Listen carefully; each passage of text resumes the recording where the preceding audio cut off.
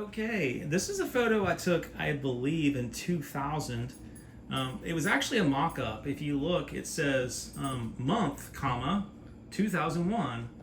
Actually, there's actually no comma, but volume 45, number X. But Tom Ray was just, he knew he was going to publish it, and I think he wanted to send me a copy of it just to be nice. And he was asking some questions. Donaldson can be wet. Yeah, Donaldson can be wet. That's what we call this photo.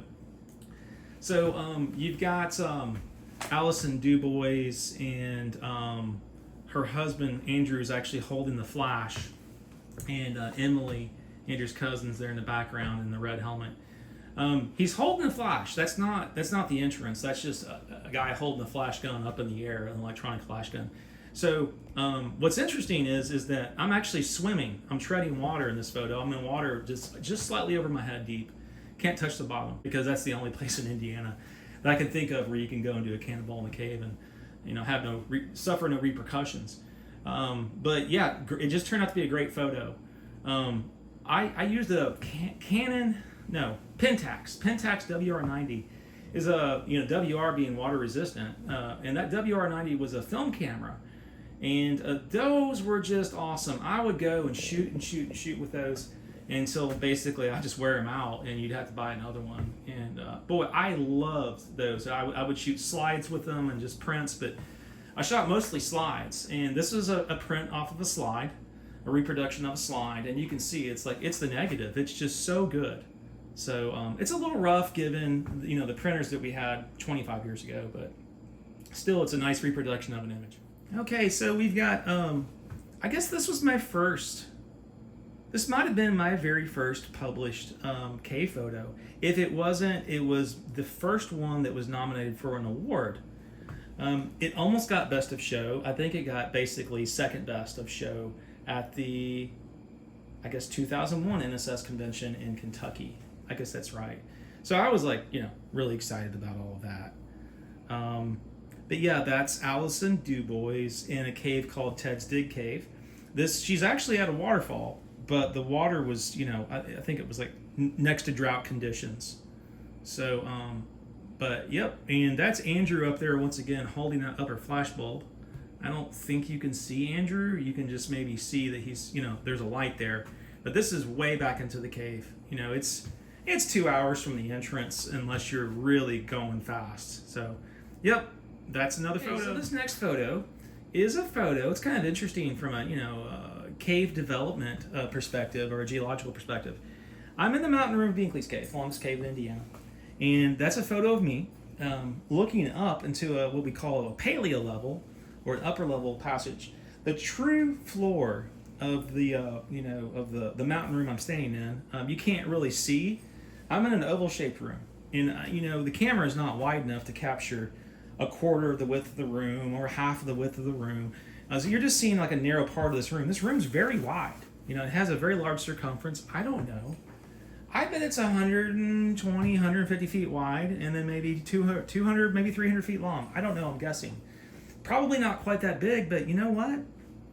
That's probably about right. It's a pretty doggone big room. And when the ceiling collapsed from the upper level to the lower level, it filled up quite a bit of that room with just giant breakdown blocks, like car-size breakdown and whatnot.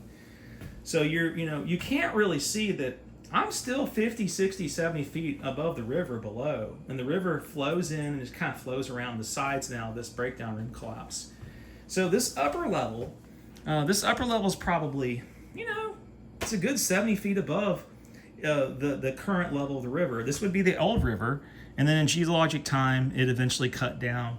And, I'm paraphrasing, but you kind of get the idea. It's the old fossil trunk. It's the old dead part of the cave. And to me, those old dead parts of the cave are usually the most interesting for a lot of reasons. Bugging me. Anyway, this is a photo I took in Eric's River Cave, circa 2001. You've got Paul Gudig, you got Todd Webb. No, you've got Paul Gudig, you got Todd Webb, and then you've got that guy. His name is escaping me at the moment. Kyle Willis. And yep, there's Paul. That's like the one, stalagmite in the cave of any note. So, yeah, my friend Eric Morris discovered this cave circa 1995, and it was like, they had to dig into it. It was a spring, a very impressive spring, and they dug into it, and him and Aaron Green and some other people, and they found like 7,000 feet of walking river cave. It was a very nice discovery. Hey, you know that guy. So this was me like 24 years ago, and I would have been, 25 or something. 24 or 26 or something. But yeah, I'm in the Flying Fish Passage, and this is one of those unique passages. It looks like, in my imagination, in my geological imagination, that it formed rapidly in geologic time. The rock is very sharp. It just kind of gives the impression that, this hasn't had a whole lot of time to, get the edges rounded out. Like, this thing's just been hydroblasted through, flooding. It gives you the impression that it's new. I'm not saying it is, but it gives that impression, and it certainly might be newer in geologic time. Okay, this is one of my favorites, okay? This is a photo of Breathing Hole from January of 2004. That's when it was published. I believe this photo was taken in roughly 2002. I was a guide at Wyandotte Cave at the time, and me and some of the guides from Maringo, me and some of the guides from Wyandotte, and Wayne Wern, he still works there at the state forest. I forget what Wayne's position is, but yep, we're caving, and this is one of the bigger passages in Indiana. It's maybe not the biggest, certainly gotta be one of the top 6 biggest passages in Indiana. It's kind of bigger than what it appears in the photo. It's just big and dry and spacious. This cave is over a mile long, and I don't know what else to say, except we've got, let's see, Wayne, Brian Ade, I want to say Tim, I can't think of Tim's last name, and it's killing me. Beth Windsor, what is Beth's last name now? I cannot think. And then her sister, Brittany Windsor, and I cannot think of her, her married name now. Somebody up there holding a flash gun, and then Bernadette Downing. And I don't know her married name now, but things change over time, including names. But this is arguably, this would be a part of the Wyandotte Cave system that's never been connected. It's a couple of miles or so distance from Wyandotte. Never been connected. There's a lot to unpack there. I've got theories. Okay, so this is the October 2002 cover of the CIG newsletter. And, by the way, I was a member of the CIG. I was a member of several caving clubs in Indiana, including the Harrison Crawford Grotto and the Bloomington, Indiana Grotto and the CIG, the Central Indiana Grotto.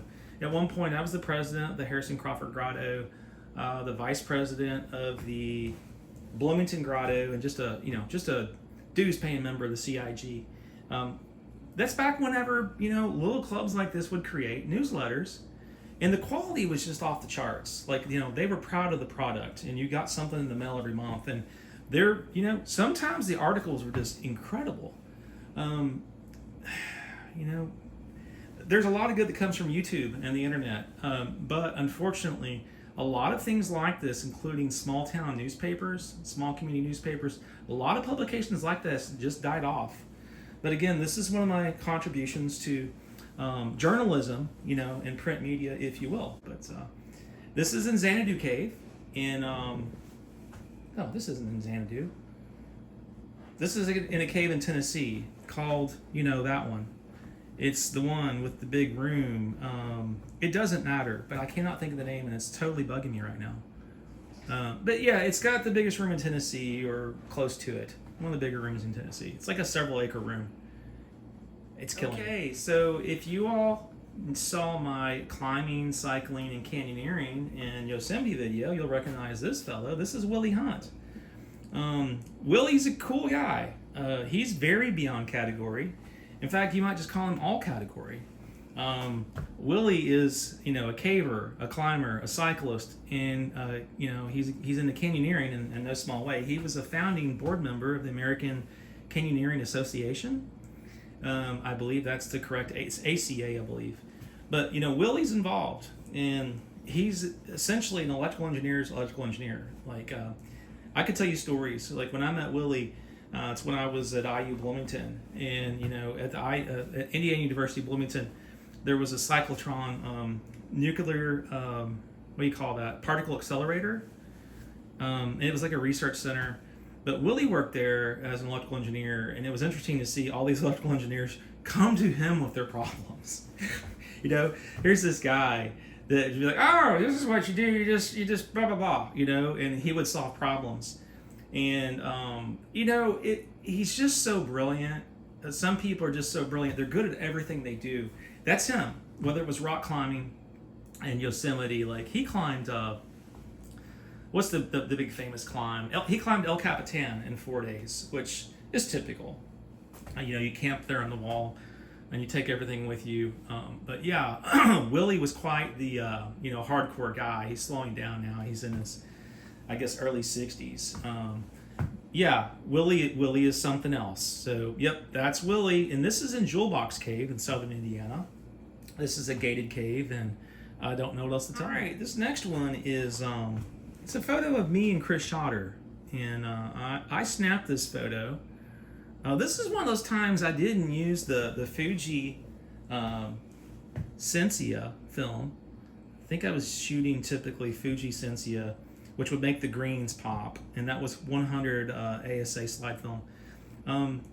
It was either that, or I would use the Kodachrome 100, which would make the reds pop. Oh my gosh, it was so nice on the reds. This is one of those rare times I didn't use either one. I was using film from this photo lab in Seattle. I cannot remember. You guys have probably heard of it. A lot of they did big time, photography stuff, big time processing, and their purples tend to stand out. And it just seems to me that their film was a bit darker than I liked overall. And it's just a little more dark overall, given the amount of light you put into it. What else can I say? It just wasn't my favorite overall. But this is in the New Discovery section of Maringo Cave. This was a section of cave discovered in 1992 by a fellow in purple there, Chris Schotter, and Aaron Green, and Danny Dibble, I think, was on that trip. My uncle Chris was a guide at Maringo Cave, and I believe in the late 70s, like roughly 1979, he actually dug on the passage that was called the Blowing Bat Crawl. And he dug on it, and he didn't have the chemical persuasion that other people had to move this boulder out of the way. So in 1992, they had that, and they broke through, and the rest is history. And in that evening, they discovered, a couple of miles of some of the biggest passage I've ever seen in Indiana.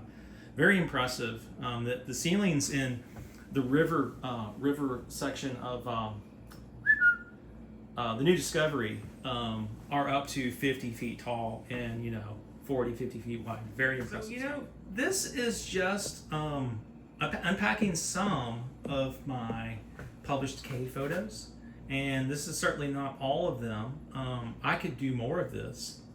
If you are interested, let me know in the comments, and I appreciate your interest, and I appreciate you commenting and giving a like. And if you haven't subscribed, please subscribe. And thank you for watching, and I guess that wraps it up. Thank you so much.